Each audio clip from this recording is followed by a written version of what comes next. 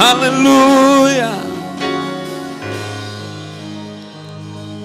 Qué bueno es el Señor. Qué bueno es el Señor. Qué bueno es el Señor. ¿Con cuántos Él ha sido bueno? ¿Con cuántos Él ha sido bueno? Gloria al Señor. Dice la Biblia en Hebreo capítulo 12, verso 14, según la Nueva Versión Internacional, dice: busquen la paz con todo y la santidad, sin la cual nadie verá al Señor. La Reina Valera 1960 dice: seguid la paz con todo y la santidad, sin la cual nadie verá al Señor. Gracias, Señor, por esa hermosa palabra que nos permite leer hoy. Ayúdanos a vivirla y a ponerla en práctica. Puede tomar asiento si lo desea. Gloria al Señor. La palabra que vamos a estar desarrollando hoy es viviendo en santidad. Viviendo en santidad. La palabra santidad es una palabra que ha sido de manera muy continua mal interpretada, y esto ha traído consecuencias. La mal interpretación de la palabra santidad ha traído consecuencia en contra del cuerpo de Cristo. Un cuerpo no puede estar dividido. Si un cuerpo está dividido, ¿qué sucede? Si funciona, es infuncional. Realmente no puede funcionar correctamente, y si funciona de la manera incorrecta. Imagínese a usted que nació con sus extremidades, que de repente pierda un brazo, que de repente quede ciego o que pierda un pie. Usted puede seguir viviendo, pero no funciona a la manera original, como debería funcionar. Ya usted necesitaría ayuda, necesitaría auxiliarse. Difícilmente usted ve a un ciego caminar en la calle sin un guía. De hecho, Jesús le dijo a los escribas y a los fariseos: ustedes son ciegos guiados por otros ciegos, refiriéndose especialmente a los doctos o maestros de la ley de aquel tiempo. Una persona manco necesita a alguien que le lleve la comida a la boca. Es cierto que aparecen uno de cada 1000 que si le faltan los brazos con los pies, de manera muy adiestrado, después de adiestrarse mucho, pues pueden sustentarse. Pero es uno de cada 1000.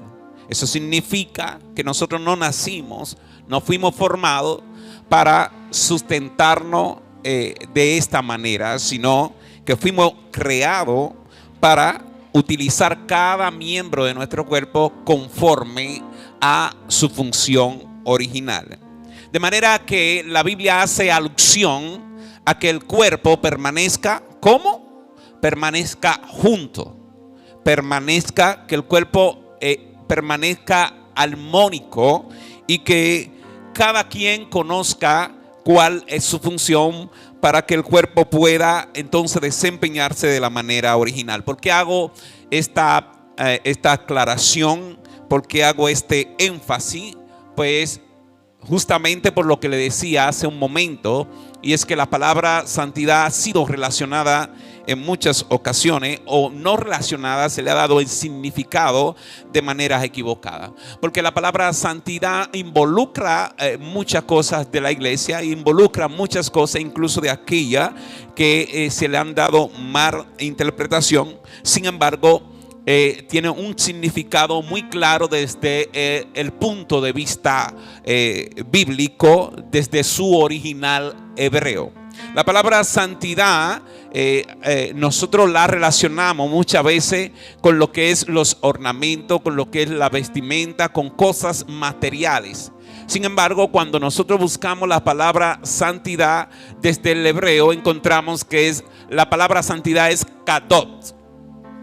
De hecho, hay una versión bíblica que se llama la versión Kadot, la Biblia Kadot, que vas a mencionar el nombre de Dios Elohim y lo vas a mencionar mucho. Vas a mencionar muchas cosas que son originales en hebreo. Allí ustedes lo van a encontrar en hebreo, aunque en otras versiones usted pueda entender a qué se refiere. Pero la palabra santidad es Kadot. Kadot se refiere a separado, a apartado.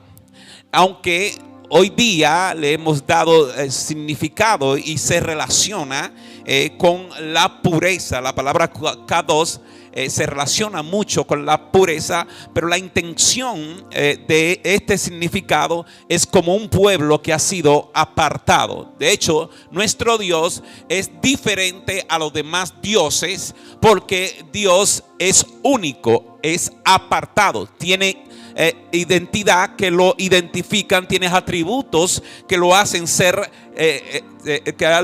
diferente a los demás dioses. Entonces, cuando la mente hebrea o la mente judía interpreta la palabra santidad, quiere decir que es algo que ha sido separado. Nosotros como pueblo de Dios hemos sido separados para servirles a Dios. Entonces aquí sí entra entonces la pureza. Entonces, como hemos sido separados para servirles a Dios, ¿qué debemos de hacer entonces automáticamente? Encontrarnos puros.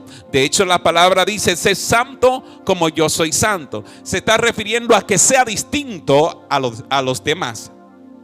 Se está refiriendo a que seamos separados de lo demás. De hecho, la Biblia también dice que nosotros somos un pueblo escogido por Dios, de real sacerdocio, apartado, separado para Dios, haciendo alusión a la palabra santidad en su original en hebreo, que significa separado. Ahora bien, si la palabra santidad tiene que ver con conducta, tiene que ver con moral, tiene que ver con la manera en que nosotros nos manejamos, y por eso encontramos aquí en Hebreo capítulo 12 versículo 14 que dice, hay dos principios aquí, dice: seguir la paz con todo y la santidad, sin la cual nadie verá al Señor.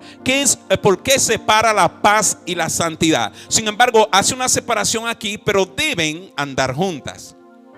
Es como, por ejemplo, mi esposa y yo somos personas distintas. Sin embargo, la Biblia dice que a la misma vez somos uno, ¿verdad? Así son la paz y la santidad. Yo no puedo pretender ser santo si no estoy en paz con mi hermano. Yo no puedo pretender andar en santidad si no busco la paz con mi hermano. Entonces, cuando usted adentra las redes sociales, se da cuenta lo tan confundida que están las personas con la palabra santidad. Porque ¿qué encontramos? Encontramos a un pueblo dividido, a un pueblo que se tira unos con otros, a un pueblo que observa cuando el otro tropieza para entonces atacar por ahí, observa la debilidad del otro para entonces atacarlo. De ahí entonces es que la iglesia comienza a ramificarse. ¿Qué quiere decir esto? O sea, quiero decir que la iglesia comienza como cuerpo de Cristo a desintegrarse. Cuando no entendemos la palabra santidad, automáticamente nos desintegramos, porque la cabeza no sabe que es cabeza, el pie no sabe que es pie y puede confundirse. Fíjese, nosotros como seres humanos tenemos especie de sensores, tenemos un cerebro que es el encargado de enviar señales a las manos. O sea, lo que nosotros hacemos, lo hacemos por la mente, por lo que pensamos, actuamos y nos conducimos de la manera en que pensamos. Todo lo que hace nuestra mano es porque la mente le está ordenando que lo haga. Entonces, cuando la mano pierde su función, entonces el cuerpo ya comienza a manejarse de manera disfuncional. Y así está la iglesia, está ramificada. Hay unos por allí denominados los rabacucos, otros denominados los RT, otros denominados los liberales, otros denominados de otra forma, pero todos somos o deberíamos de ser el cuerpo de Cristo. Pero ¿por qué está ramificada? ¿Por qué la iglesia está dividida? Porque los rabacucos tienen su propia interpretación de lo que es santidad. Porque los RT tienen su propia interpretación de lo que es santidad. Porque los liberales tienen su propia aclaración o su propia interpretación de lo que es santidad. Sin embargo, desde el hebreo hay una única interpretación de lo que es santidad. O sea, las personas comienzan a interpretar las cosas de manera distinta, y al interpretarla de manera distinta, entonces actúan de manera distinta. Comienza entonces las manos a atacar la cabeza, comienza el pie a atacar la mano, comienza la barriga o que el estómago comienza a atacar la mente. De hecho, hay personas que dicen que el estómago es el segundo cerebro de la persona. ¿Por qué? Porque lo que se siente aquí molesta el cuerpo entero, lo que se piensa también en la mente molesta el cuerpo entero. Pero si comenzamos a atacarnos unos con otros, ¿qué va a suceder? Va a desaparecer la iglesia de Cristo. Ahora, cuando entendemos a qué se refiere santidad, entonces podemos tener identidad de lo que somos. La tiranía original que hay entre las diferentes denominaciones de la iglesia cristiana, pues estamos hablando de la iglesia. Las tiranías que hay, ¿con qué se relacionan? Si usted adentra en las tiranías que hay, o en las malas interpretaciones que hay, en el conflicto que hay dentro de la iglesia, vas a tener mucho que ver con vestimenta, vas a tener mucho que ver con ornamento, vas a tener mucho que ver con cosas materiales. Tiene que ver mucho con la vanidad, vas a tener que ver mucho con cosas materiales, menos con la conducta. La persona te juzga más fácil por cómo tú te viste que por cómo tú te conduces. Sin embargo, la santidad te juzga más por cómo te conduce que por cómo te viste. La santidad te juzga más por cómo te conduce que por cómo tú te viste.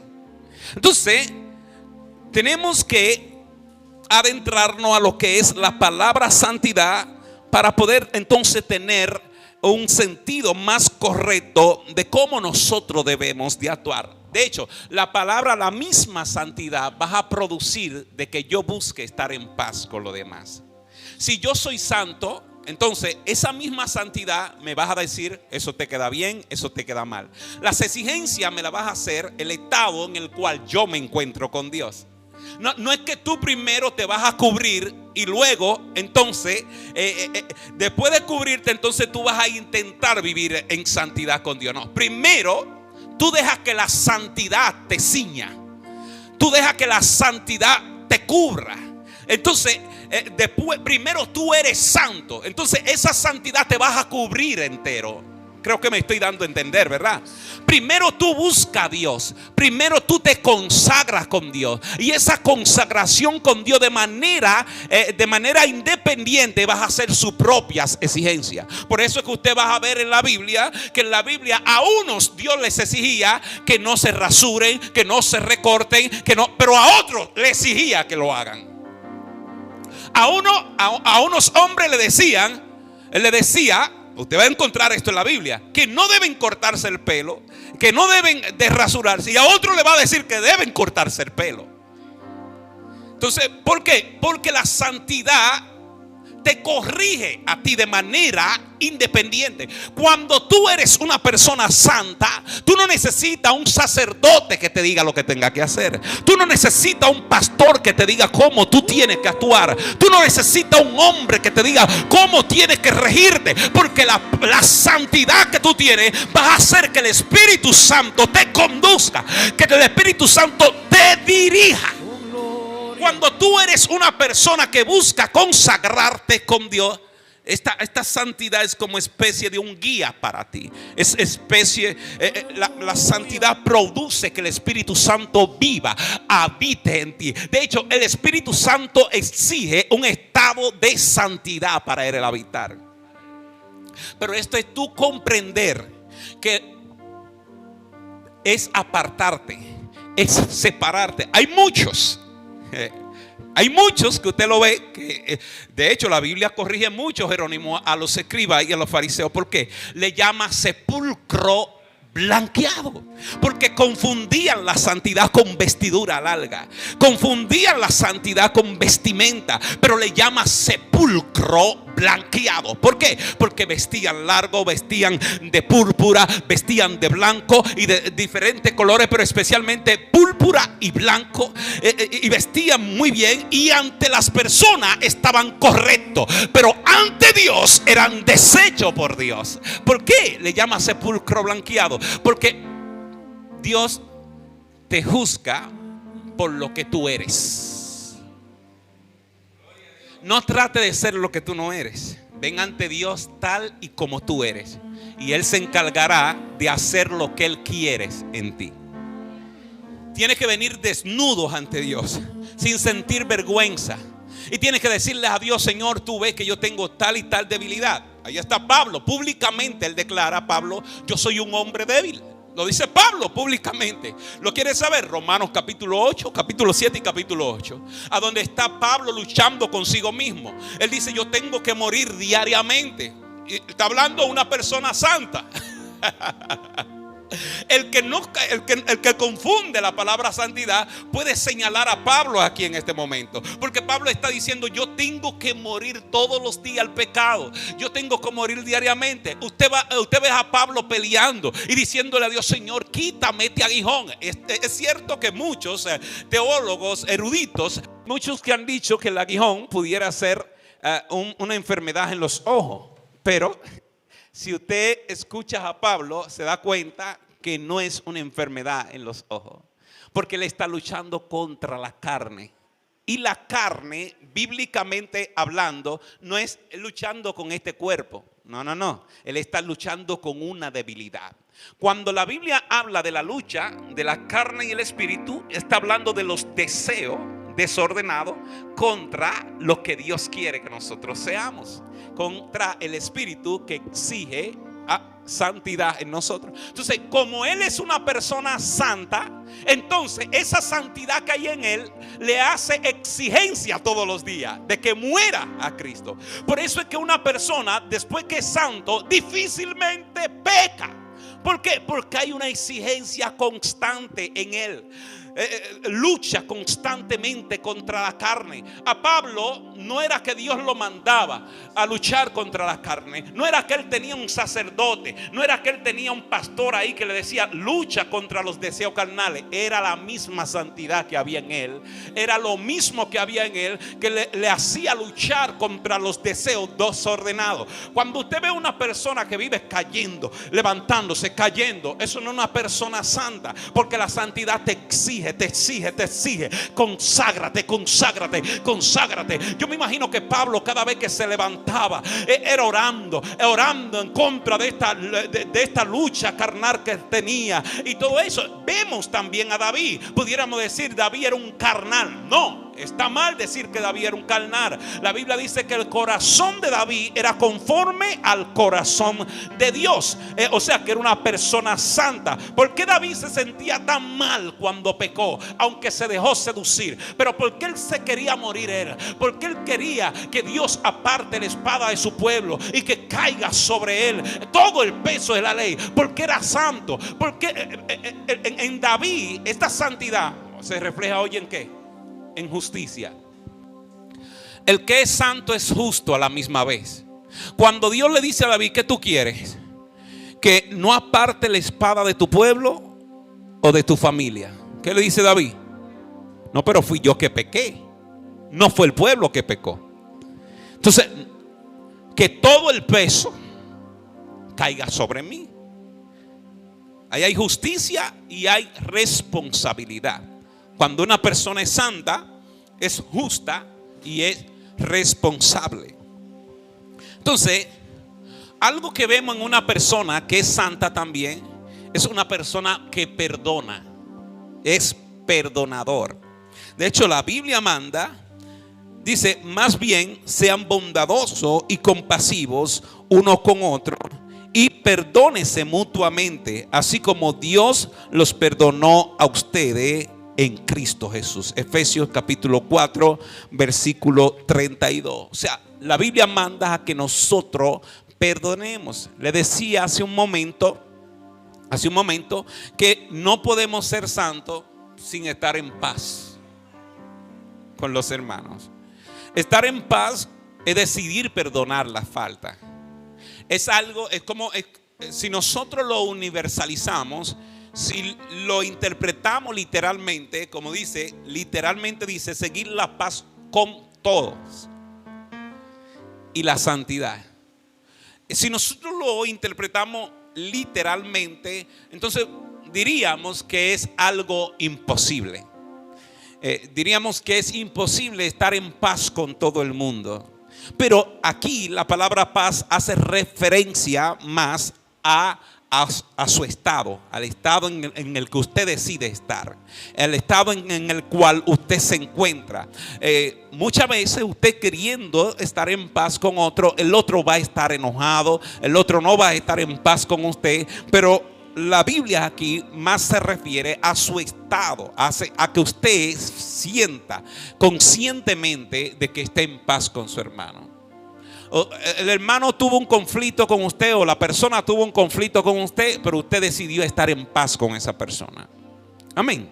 La persona decidió no perdonarle, pero usted decidió pedirle perdón. Usted decidió estar en paz con esa persona. Usted decidió no ser enemigo de esa persona. Usted decidió no tenerlo como un enemigo, aunque esa persona lo tenga como un enemigo, porque hay cosas que se le van a salir de la mano. Entonces, algo que tiene la palabra de Dios es que es justa. Dios no lo va a mandar a usted a estar todos los días rogándole a una persona que no quiere ningún tipo de relación con usted. Ahora usted tiene que decidir estar en paz con esa persona. Bien, me doy a entender, creo, ¿verdad que sí?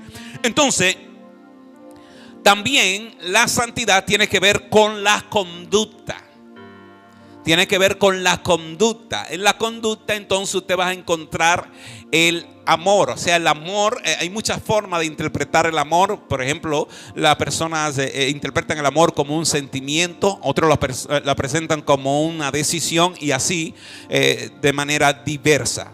Pero entre las conductas también está el amor, y la Biblia nos manda amar a nuestro prójimo como a nosotros mismos. Así que si usted ama su vida, si usted se ama, entonces usted tiene que amar a su hermano como a usted. Y muchas veces más que a usted. Jerónimo en estos días daba un estudio acerca del amor, que mencionaba a algunas personas que no se aman y decían: así yo no quiero que me amen como él se ama a sí mismo. Pero en ese sentido, más que a usted. O sea, la Biblia hace referencia a que ame a la persona, que trate a la persona como usted le gustaría ser tratado. De hecho, también hace esta referencia aquí en la conducta de que debemos de tratar a la persona como nos gustaría que nos traten a nosotros.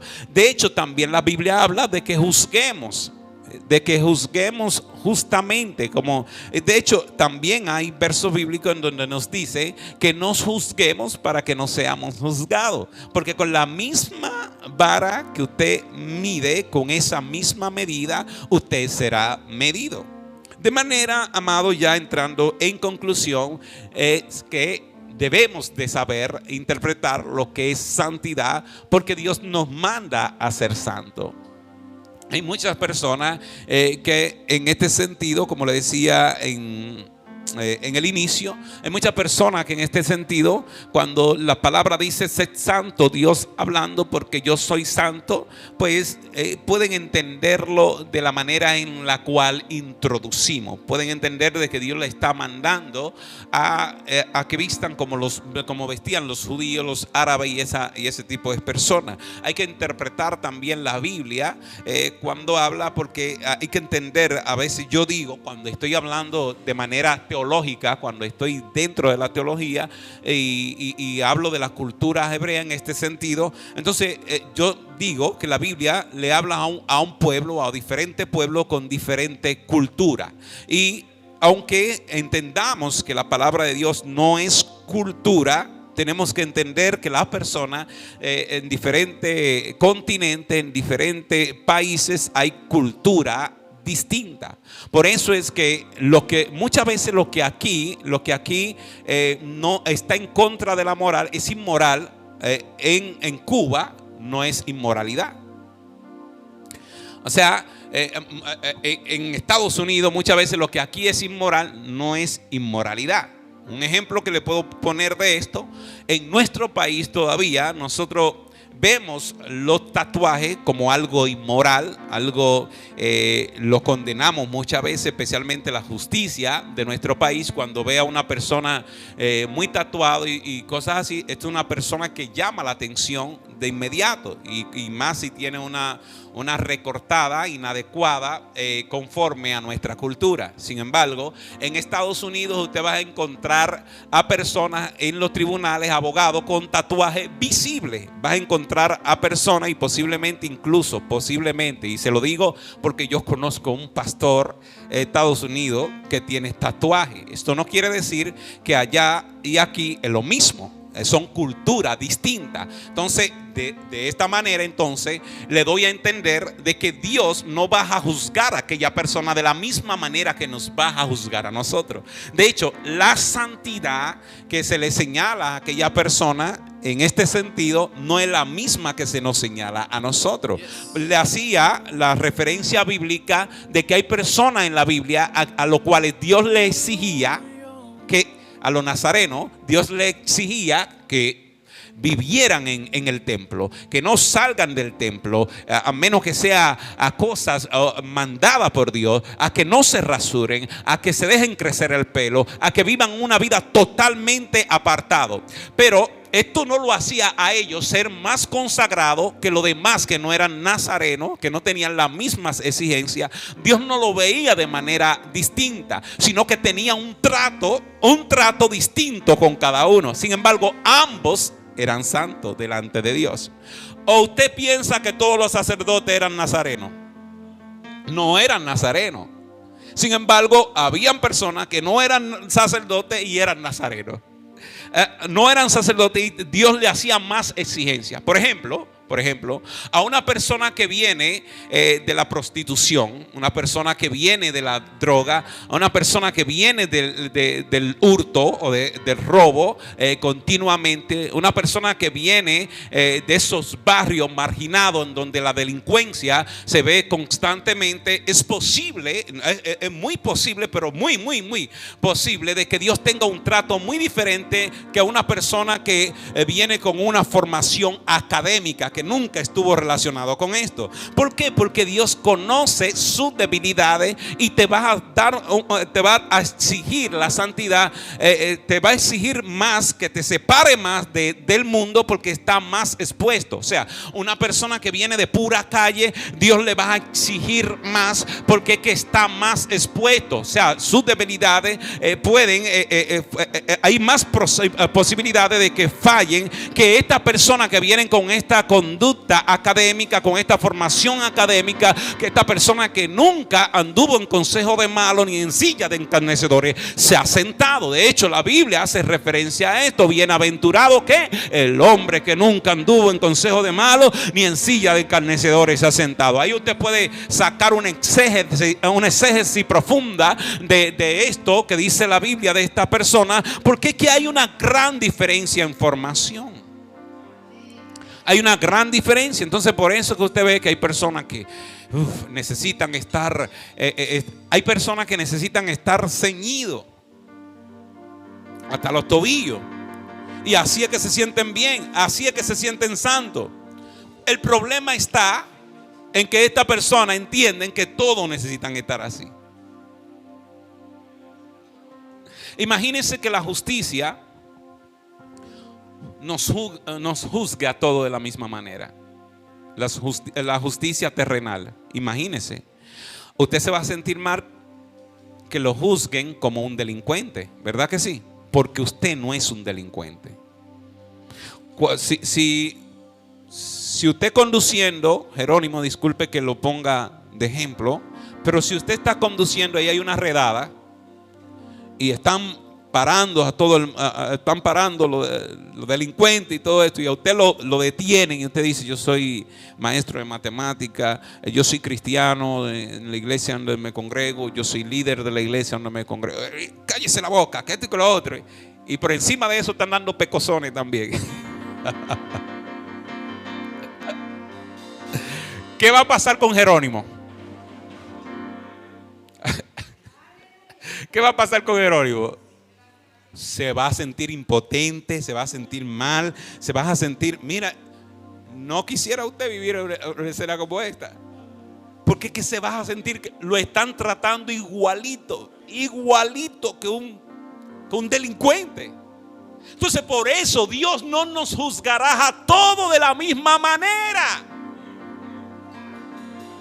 Por eso Dios no nos va a exigir a todos de la misma porción o la misma cantidad o de la misma manera, porque en la justicia de Dios está de que Dios nunca te va a exigir más de lo que tú puedes dar.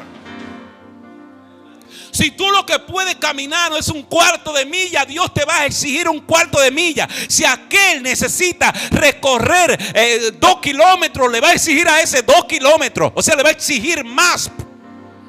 Imagínense, Pablo cuando Dios lo llamó, le dijo, mire, a ese aparte, pero lo que yo le voy a hacer, saber lo que hay que padecer por causa de Cristo. Ahí está el ejemplo mayor. Le voy a hacer saber lo que hay que padecer por causa de Cristo. ¿Pero por qué? Pablo era un delincuente.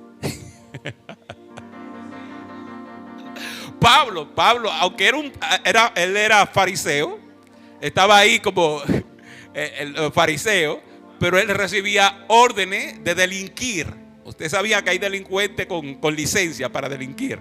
Entonces él recibía órdenes, él era de esta clase de gente que tenía una licencia para delinquir contra la iglesia especialmente. Perseguía a la iglesia. Me imagino que cuando entraba a una casa, a un hogar de los cristianos, tumbaba los tratos y hacía cosas que hacía sentir a los cristianos impotentes. Lo que él hacía no estaba bien a los ojos de Dios. Y por esa razón, entonces, cuando viene a los pies de Cristo, entonces Dios le exige más que a cualquiera. Le exige más que a cualquiera. Y el mismo Pablo testifica: pues yo he soportado 40 azotes menos uno, naufragio, y he sufrido esto, y he sufrido lo otro. Cuando usted oye a Pablo testificando de todo lo que ha padecido, usted se le salen las lágrimas. Porque que sus padecimientos fueron casi igual que los de Jesucristo. O sea, sus padecimientos fueron fuertes. Entonces se le salen las lágrimas. ¿Pero por qué? Por el pasado que tenía. Y es que esto tiene un precio.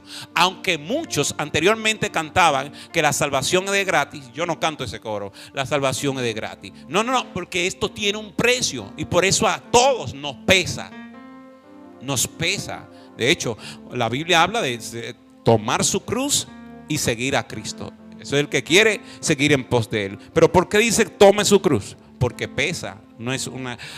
Él dice ligero es mi yugo y mi carga, ¿verdad? Y todo eso. Pero cuando usted le hace exégesis a esto, mire, hay que estar en un estado pero demasiado. En un estado más que santidad. Tiene que estar en pleno espíritu para usted sentirlo. ¿A cuánto lo han sentido ligero el camino del evangelio? Miren, nadie me levanta la mano. Levante la mano el que ha sentido esto ligero. Levante conmigo la mano el que ha sentido esto ligero. Ha sido pesado, hermano. Porque pesa, amado. Pesa. Entonces, ya a partir de hoy, el que no lo entendía, porque aquí hay muchas personas intelectuales, pero el que no lo entendía, que nosotros, incluso nosotros mismos lo decimos en nuestro eslogan: seguir la paz con todo y la santidad sin la cual nadie verá al Señor. Si usted tiene un conflicto con su hermano, arregle ese conflicto. Si usted tiene alguna situación, arréglela y luego entonces diga: seguir la paz con todo y la santidad sin la cual nadie verá al Señor. Porque no se puede ser santo si usted anda como los carritos chocones, chocando con todo el mundo. Analice antes de usted decirle algo a alguien. Analice primero, porque la santidad tiene sus exigencias, amado. Tiene sus exigencias. No es que usted va, como los escriben los fariseos, de que en buena presentación, y que cuando yo lo consuma no es lo que representa, ¿no? Así vienen muchos medicamentos, vienen muchos perfumes que usted le ve la presentación y usted da 1.000.000 de pesos por él y no valen 2 pesos. Dios le bendiga a todos, amados hermanos.